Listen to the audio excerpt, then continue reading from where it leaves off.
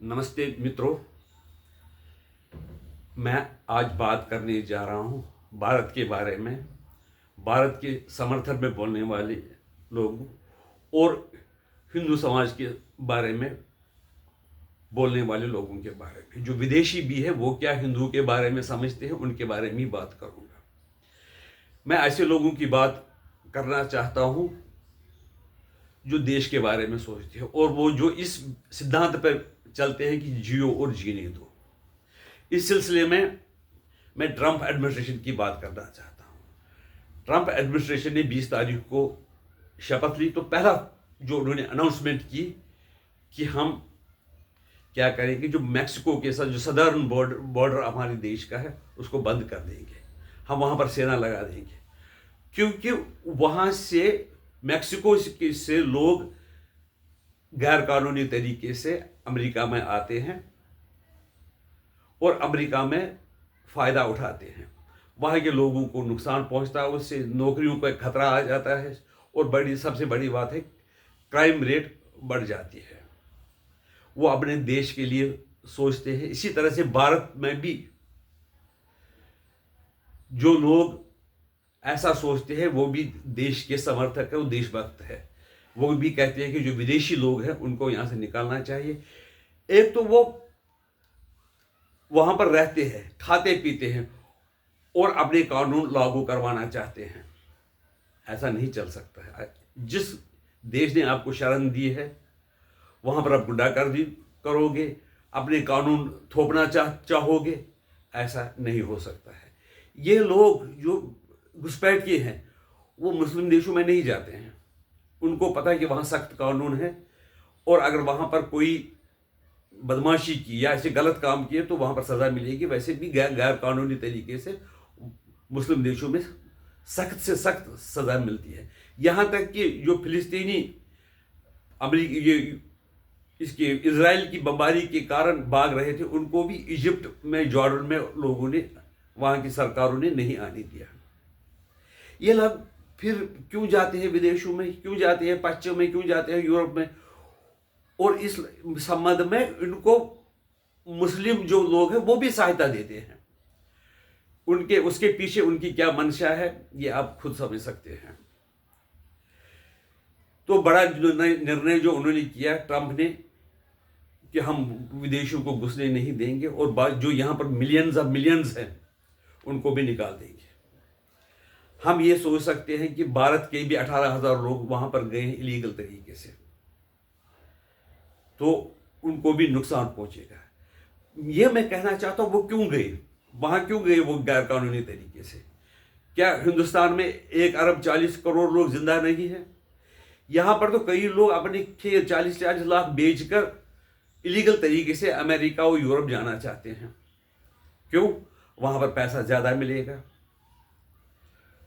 इसलिए वो वहाँ पर जाना चाहते हैं। वहाँ पर लाइफ बड़ी आसान होगी। ऐसे लोगों को क्या हम देशभक्त कहते हैं? जो लीगल तरीके से जाते हैं, वीज़ा लेकर जाते हैं, उनकी बात अलग है। वो वहाँ के समाज के लिए भी लाभदायक हैं और यहाँ के लोगों के लिए भी लाभदायक। जैसे रेमिटेंसेस वगैरह विदेशों से हमारे देश में आती है तो हमें फ़ायदा होता है और वहाँ के समाज को भी वहाँ पर वो प्रगति में वो साथ देते हैं, डेवलप करने में, इनोवेशन में मदद करते हैं। ऐसे लोग अगर जाते तो उनकी कोई दिक्कत नहीं है। ऐसे कई और फैसले ट्रंप एडमिनिस्ट्रेशन ने किए, जैसे कि क्वाड की मीटिंग बुलाई, 4 विदेश मंत्रियों की मीटिंग बुलाई गई। इस सिलसिले में ये बड़ी बात इसलिए है क्योंकि वो चाहते हैं कि कई जो देश है वो दादागिरी ना करें। कई देश, अमेरिका से उन्होंने टेक्नोलॉजी हासिल की लेकिन अब अमेरिका को ही आंखें दिखा रहे हैं। इसलिए क्वाड का बनना एक बड़ा अच्छा डिसीजन है। दूसरी बात उन्होंने कही कि डॉलराइजेशन हम स्वीकार नहीं करेंगे। तो वो अपने देश के लिए सोच रहे हैं। लेकिन जो पुराने एडमिनिस्ट्रेशन वाले थे उनके ज़माने में क्या हुआ था कि ब्रिक्स में भी डॉलराइजेशन की मुहिम चली थी। ट्रंप अपने देश के बारे में सोचता है, हमें भी अपने देश के बारे में सोचते हैं, लेकिन हमारे यहाँ पर कई नेता हैं जो विदेश में जाकर भारत को ही बदनाम करते हैं।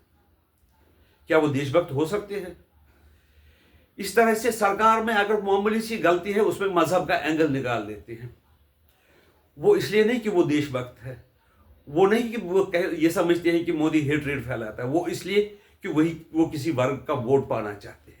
और वो वर्ग भी तभी वोट देता है जब आप मंदिर के खिलाफ कुछ बोलेंगे, कुंभ के बाद खिलाफ कुछ बोलेंगे, देश के खिलाफ इनडायरेक्टली कुछ बोलेंगे। इसीलिए इस तरह से अब ओवैसी के आप बयान सुन रहे होंगे,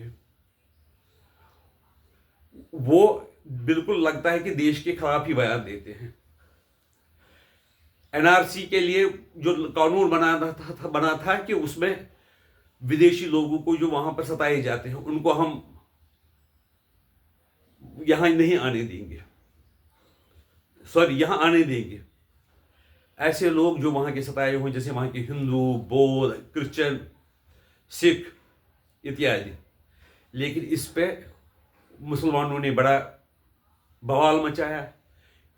मैं नहीं कहता कि सब मुसलमानों ने, A section of Muslims was involve, और उसमें कई जो हमारे हिंदू भाई हैं उन्होंने भी साथ दिया।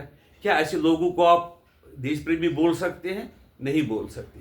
ऐसे लोग खाली जो पावर के पीछे हैं, उसके लिए हमें देश का नुकसान पहुंचाना चाहते हो, देश की हानि पहुंचाना चाहते हो। चीन के साथ हमारा चल रहा था, स्टैंड ऑफ चल रहा था बॉर्डर पर, लेकिन कई लोग चीन के लोगों से मिलते थे, अंदर खाने मीटिंग चल रही थी उनके साथ। ऐसा क्यों करते? क्या ऐसे लोगों को हम देशभक्त बोल सकते हैं? नहीं बोल सकते। अगर जैसे डिसीजन ट्रंप एडमिनिस्ट्रेशन ने लिए, ऐसे ही हमें भी लेनी चाहिए। हमारे यहाँ पर कुछ लोग ऐसे हैं जो लोग गैर कानूनी तरीके से एनक्रोचमेंट ज़मीन को करते हैं, कब्जा सरकारी ज़मीन पर करते हैं, दूसरी प्रॉपर्टी पर कब्जा करते हैं। उनको जब निकालते हैं, उन पर बुलडोजर चलाते हैं, तो वो नाराज़ हो जाते हैं कि हम ऐसे हिंदू को वोट नहीं देंगे जो हमें यहाँ से जो अपने नाजायज़ तरीके से, गैर कानूनी तरीके से ज़मीन पर कब्जा किया उसे हिला रहे हैं। कहीं पर ऐसी धार्मिक स्थल बनाया जो है ही नहीं सरकारी ज़मीन पर, और फिर शोर मचाने लगते हैं। क्या जो ऐसे लोगों को समर्थन करते हैं, क्या हम देश प्रेमी कह सकते हैं? उन्हें नहीं कह सकते। जो कभी हिंदू धर्म का जो ये कहते हैं कि राम मंदिर नहीं बनना चाहिए, वो अगर आप कहते हैं कि वो हनुमान जी के भक्त है और वो हनुमान जी की जो राम की कहानी है वो भी गलत सुनाते हैं, क्या ऐसे लोगों पर विश्वास करना चाहिए? हमें ऐसे लोगों पर विश्वास नहीं करना चाहिए। हमें ऐसे लोगों का साथ देना चाहिए जो देश के लिए मरते हैं। अच्छा, आप कहोगे कि आपको इतनी नफरत ऐसे लोगों से क्यों है? इस सिलसिले आप मेरा पहला वीडियो देख सकते हैं कि मुझे ये जो स्यूडो सेक्युलर्स हैं, जिनका 60 साल में यहाँ पर शासन रहा है, उन्होंने मेरे साथ क्या किया। एक जो बिल्कुल जिसको कि राजनीति का कोई जानकारी नहीं थी, जिसको, और जो बिल्कुल सीधा साधा आदमी 22 साल 23 साल का लड़का था, उस टाइम मेरे साथ ऐसे लोगों ने क्या किया। इसलिए मैं समझ सकता हूं और चेतावनी देना चाहता हूं कि ऐसे लोगों से होशियार रहे। ये आपका नुकसान पहुंचा सकते हैं, देश का भी नुकसान पहुंचाते हैं, और आने वाली पीढ़ी के लिए भी ये नुकसान पहुंचाने वाली कौम है। नमस्कार।